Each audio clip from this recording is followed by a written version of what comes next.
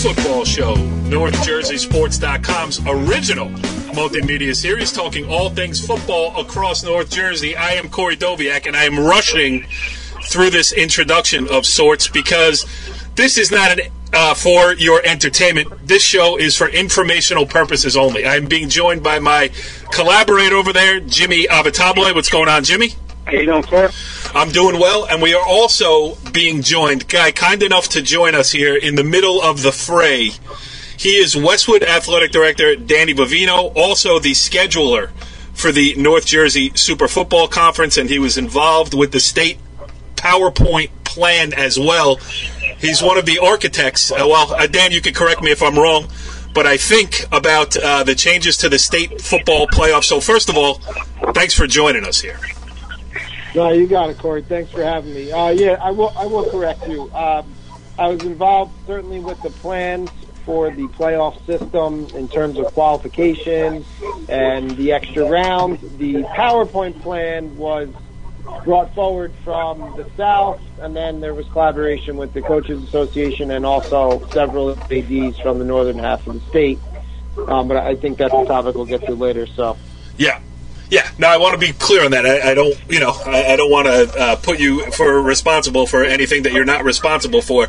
Let's just start this conversation here. There's been a lot of talk, obviously, and you've heard a lot of it, social media, internet, everything, talking about the new playoff system and how it has impacted certain teams compared to other teams, and it's a lot different this year. Why don't we start at the beginning? Why don't we go back to why this system was implemented and why people thought that there needed to be what's turned into radical change in the New Jersey high school football playoffs. Go ahead. So really, you're going back 2-3 years, even further. There's definitely a trickle-down effect from the non-public and kind of where their schedules needed to go. Public fell into line. That's one piece of it, how that landscape changed so much over the last 6-8 years.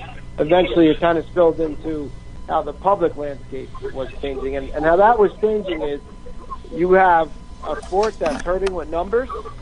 You have programs that are struggling to survive. And as the Super Conference, we have 112 teams, and we have a committee that's diverse, that's vast, with different interests, and that's what makes it a good committee, the executive committee. And our number one goal was really to kind of give relief to programs that were struggling to keep 20 kids in the program throughout the year, because 6 games a year or 5 games a year, they know they're going to lose by 50 before they even lace up their shoes. That wasn't just a Super Football Conference issue, though. That was statewide. Every AD that's on the football committee within the state, reps from every conference, unanimously agreed that we got to help save the sport. We got to help drum up interest, and we have to do that through changing the way we do league scheduling. Now, the big negative with that is if we tell weaker programs, you no longer have to play any of these strong programs, or you only have to play one of them, there is the potential for them to have a strong record and for the stronger programs to have a worse record when they're being penalized for giving relief to another program.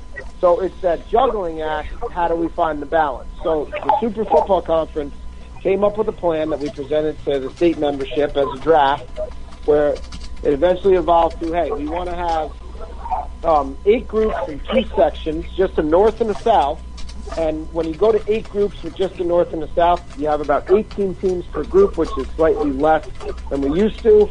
And we said, listen, let's just let 12 teams get in the playoffs, play in outer bracket rounds, 5-12, 6-11, and so on, and let it be decided on the field, so that 5-3 team that may have played a weak schedule might play that 3-5 Pascack Valley that played a monster schedule, and they're kind of playing their way back into the quarterfinal bracket.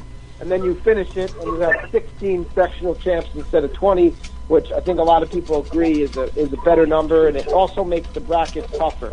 Bottom line is we got some resistance from the South. They felt that the central part of the state was losing their identity, and they didn't want north and south, and the geography could get messed up. So we had several meetings. They came up with their own plan, and they wanted to use math to solve it. We need to change PowerPoints. We don't need to change the system. They went through max prep, several ideas, and we found major flaws. They kind of fell through. We finally were able to compromise on the United plan, which, again, did not include PowerPoint.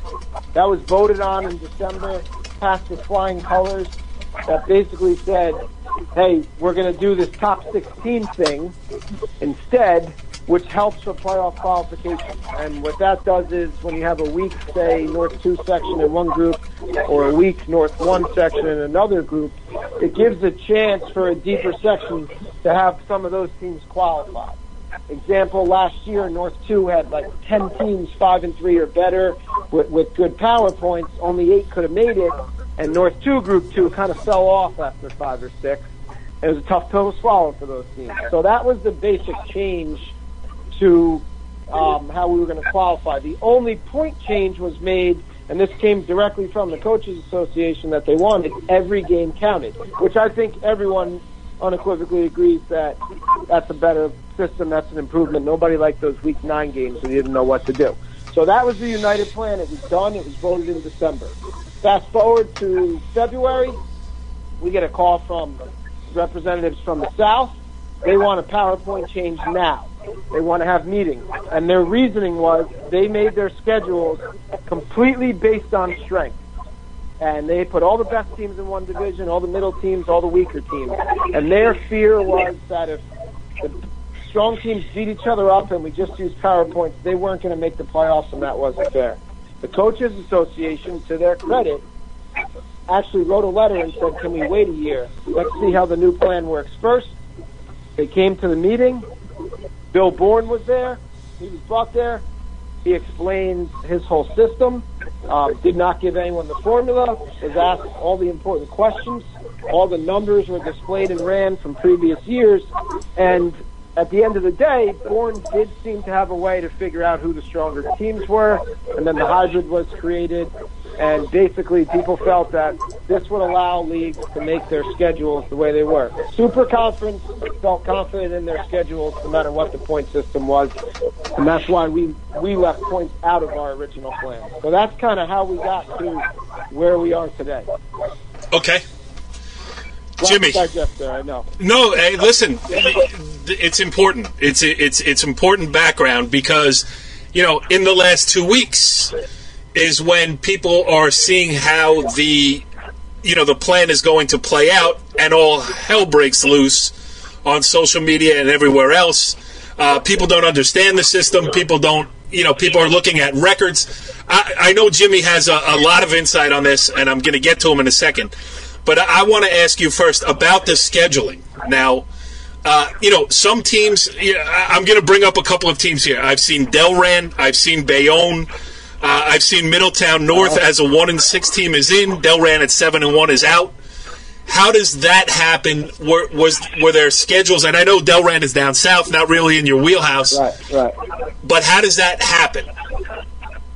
All right. Well, the first thing is the West Jersey Football League went to a scheduling system where they put all the best teams, within group frames or enrollments in one division, all the middle, all the weaker. From what I know, and again, I don't see their schedules or have anything to do with them, Delran was a team that kind of needed some help, was concerned with their placement, wanted an easy placement.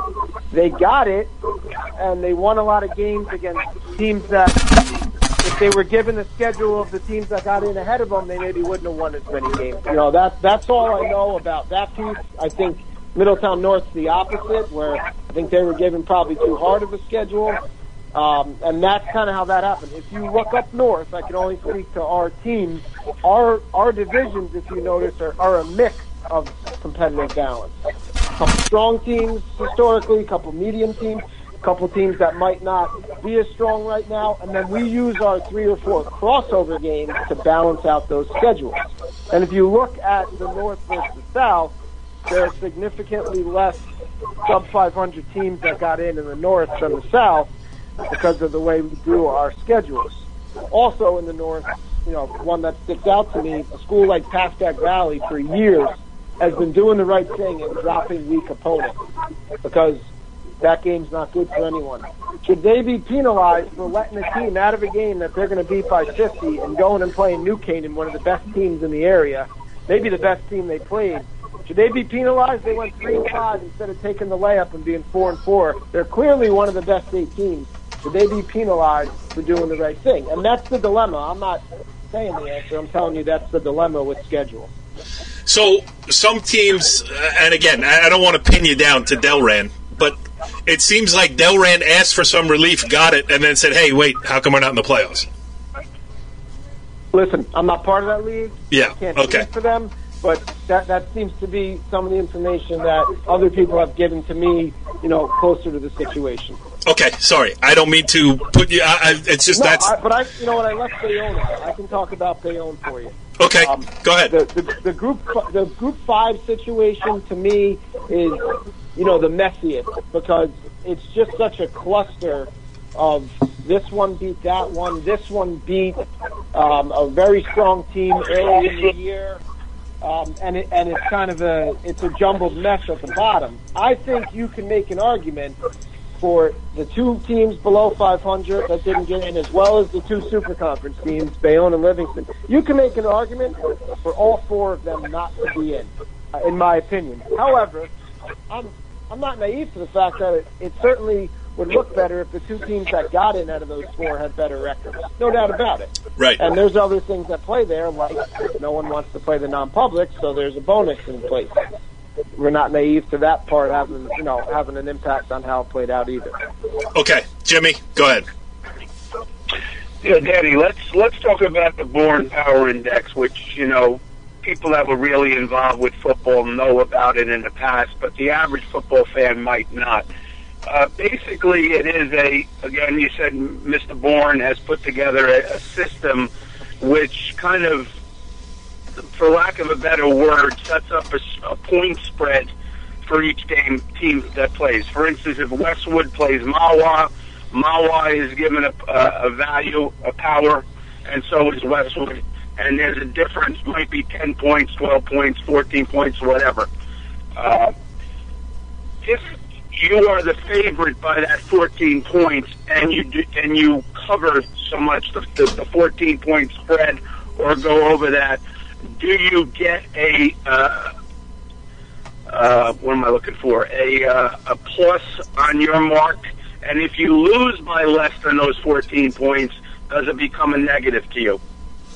Right. So here's how it was described to us: that it was a relatively complex mathematical equation that rated one team versus the other team based on where they were before that game and then where they were after that game.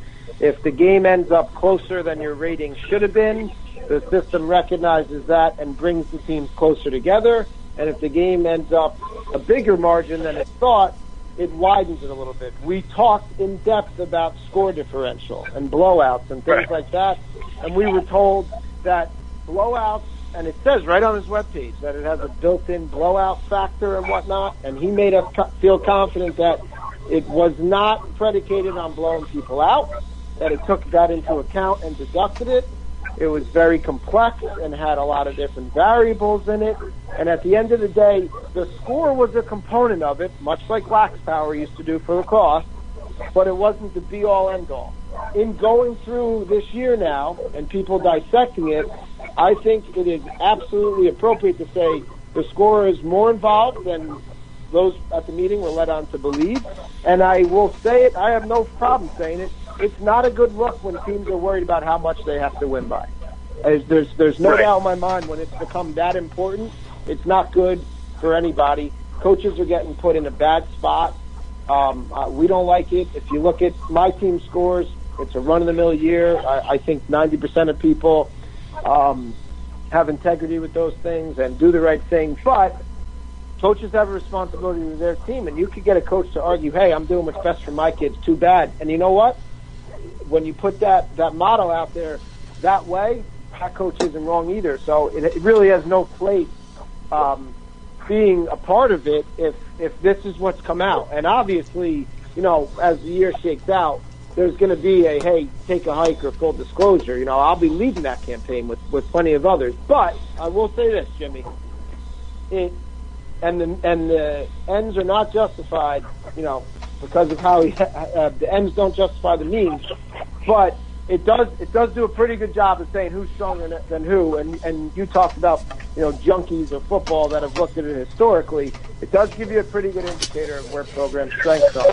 So, Danny, I just want to cement the point here. The coaches, when the Born Power Index was adopted, I've seen it too, where he has, not disclosed the formula for proprietary reasons, and I understand that.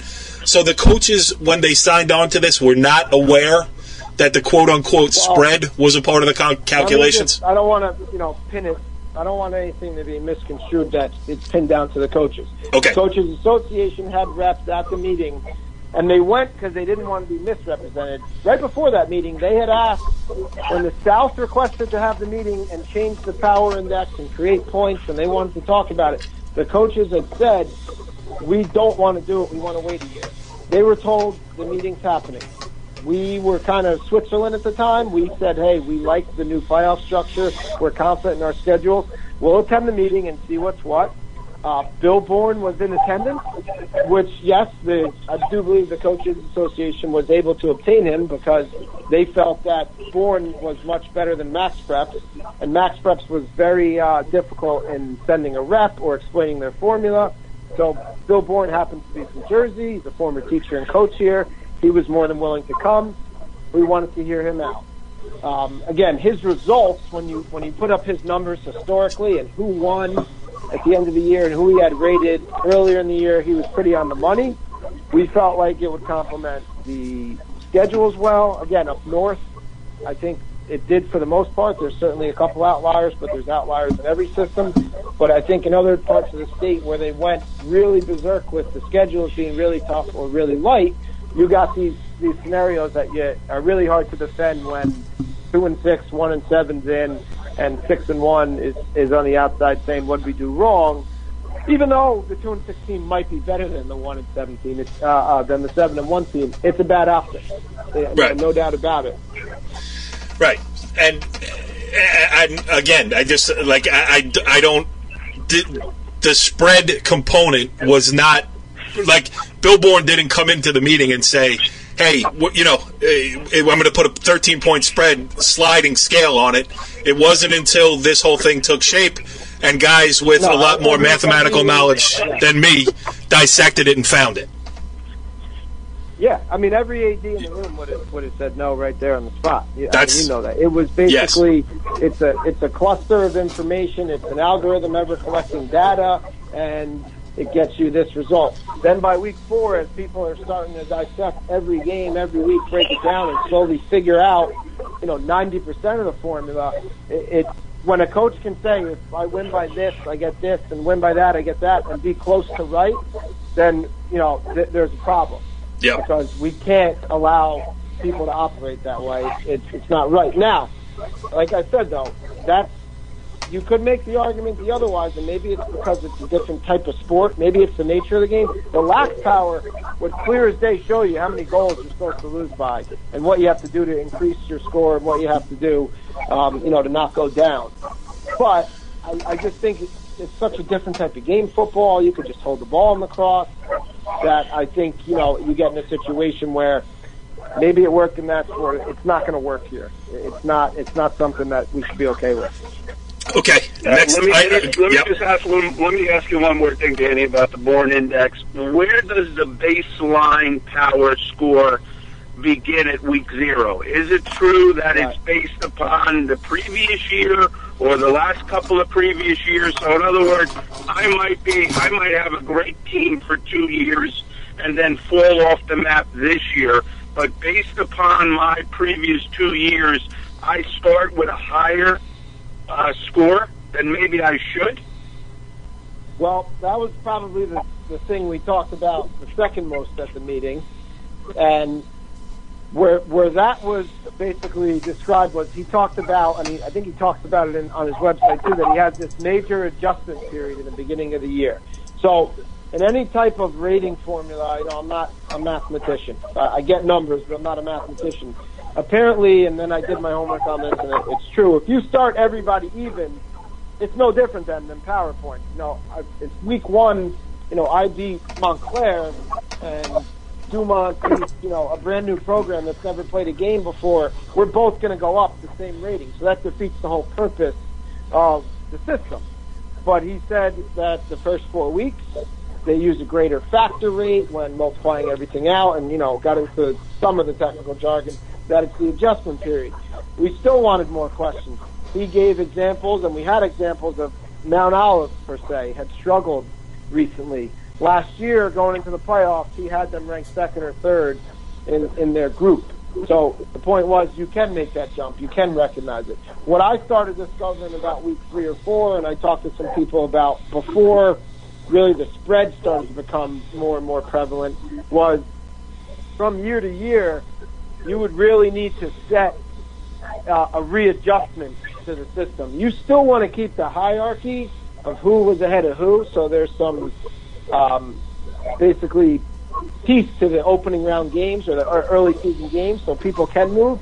But to let someone just stay at 95, you can't do. And the way you do that is you find the median of Bourne and you bring everyone closer to it by a third, let's say. So if the middle number is 60 and one team's a 90 and one's a 30, you bring them both closer to it by a third from their score, and the 90 would lower to an 80, the 30 would move to a 40, and it makes a huge difference within groups when you see that anyone can kind of pass anyone throughout the year, and people should get where they need to be, in terms of that. What happened, though, Jimmy, to be honest with you, when you added in all the schedule changes with teams that have been weak perennially, now all of a sudden, the team that's 2-6 almost every year, or 3-5 the last 5-6 years, has a schedule where they have the chance to win 6 games. They didn't move that much because they were beating other weak teams in Bourne. You know what I mean? So that's, and in some cases it was probably appropriate, and in other cases it was problematic. I agree with that. Go ahead, Jimmy. Right. Yeah, the other big hot issue is the fact of an example you talked before about how previously you might have a North 1 Group 2 section being very strong and a North 2 Group 2 section a weaker section. So they came up with the idea of just going with a straight North Group 2 or 1 or 3, 4, 5, and they would take the top 16 teams and then match them up into North 1 and North 2, or called Northering. And a perfect example is Hasbrook Heights, who was a North 1 Group 1 team for the first 7 games. They go on, they beat Rutherford, and now they, because of Pompton Lakes winning in overtime and getting the 16th seed in a tiebreaker type situation, going to the third criteria.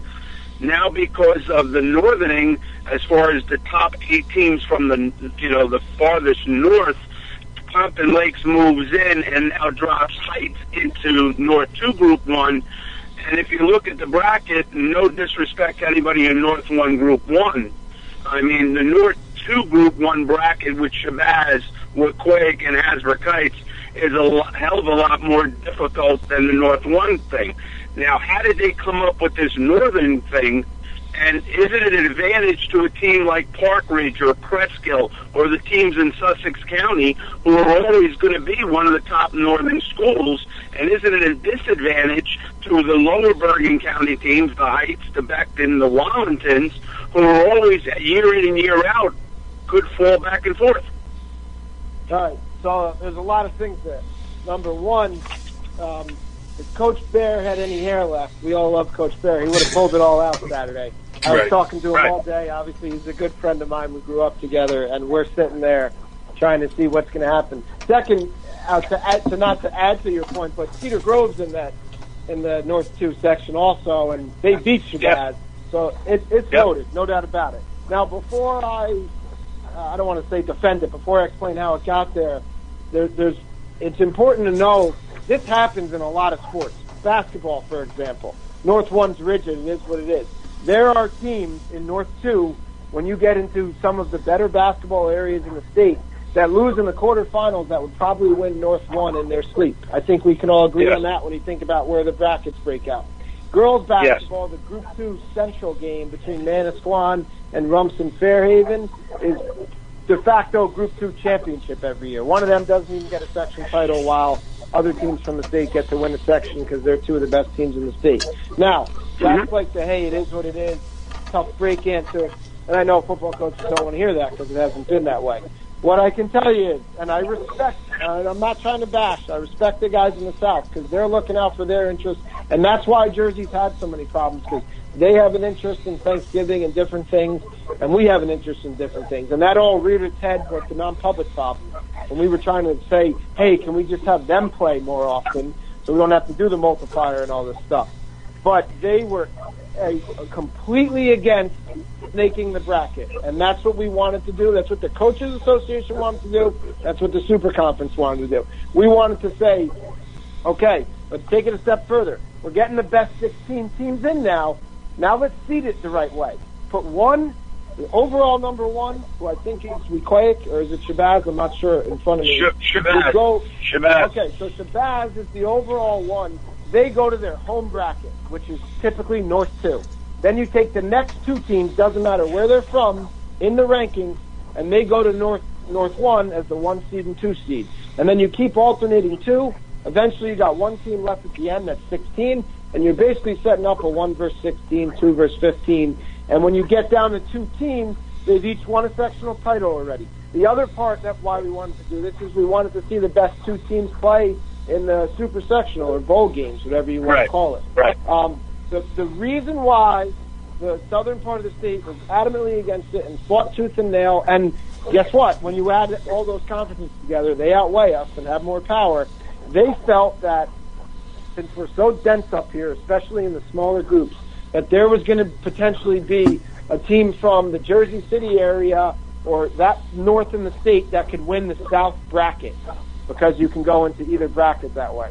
We said, so what? It happens all the time in other sports. You know, Madison won a South lacrosse title 2 years ago. They beat Wildwood in the finals because there happened to be 20 teams north of them, and there's only 2 sections in that sport. So with that one, that bothered me from the day we compromised on the plan. It bothered me at the start of the season, and it bothers me now. And, you know, I was rooting against it. You know, some sections worked out, some are lopsided like that. It's happened before. Right. I mean, North 1 Group 3 has been lopsided compared to North 2 D3 from a depth standpoint. You know, there's always been, you know, West Essex and very good teams there, but from a depth standpoint, North 1 Group 3 has been tough. But we had the chance to fix that, and it's frustrating that we didn't have basically enough votes or power to do that. So, you know, I can't agree with you more on that one. Well, what about Mike Quick and I were talking the other day about just the, you know, going with your top 16 and, like you said, go 116, 215. Is the reason for that is because they did not want to give up the sectional championship? No, because we talked about that, and we said if you do 116, 215, think about the state wrestling bracket, Jimmy, with the top and the bottom. Right. You know, whoever wins the bottom and wins the top, they're going to wrestle in the ultimate finals, but nothing's preventing football from calling the winner of each of those sections a sectional champ. I mean, they are. Right. You won an 18 bracket, that's a sectional champ. That wasn't the issue. It was more a geography thing and fear of the, you know, the central moniker being taken away and teams from up north winning the South, and, you know, it's a shame. You know, I will tell you, you know, in talking with North ADs and coaches weeks ago, before anything was manifested into what it's going to become with the brackets, we had said that, you know what, we're going to request that at a minimum we can pilot that in the North next year because it doesn't affect them. If they want to still split it up by their northern numbers, South and Central, let them do that. We want to pilot it up here in the North section to snake the bracket with 116, 215 because we want the best teams separated. So that's something I see happening pretty easily for next year, certainly in our coverage area. All right. Jimmy, listen, Dan, first of all, For anybody who doesn't think that this was a willy, for anybody who might think that this was a willy-nilly decision, that they just threw something together. If you listen to Dan Vivino talk here for the last half hour, you understand that a lot of thought, a lot of competing factions, a lot of compromise, a lot of everything went into this redesign of the NJSIAA football playoffs. Obviously, we have pointed out some things that are not perfect. Dan, I think you've been very honest in accepting what is not perfect. Yeah, you didn't come on here and try to say no. I appreciate you coming on here and giving us this insight that a lot of people have been looking for. So, Jimmy, did we miss anything? I mean, I can't think of anything. No, I think it was excellent, and I think the average fan, Danny, is now able to sit back and see how things happen instead of just looking in the paper and seeing a bracket. Yep. And I really appreciate the information, and we appreciate your honesty as always.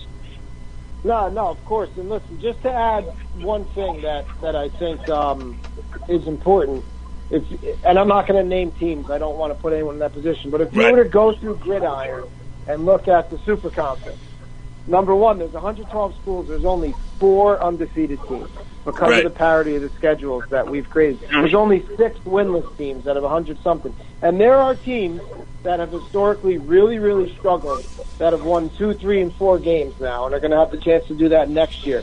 And that's where people don't care about that because they don't see that. They're not in the papers. They're not in the playoffs.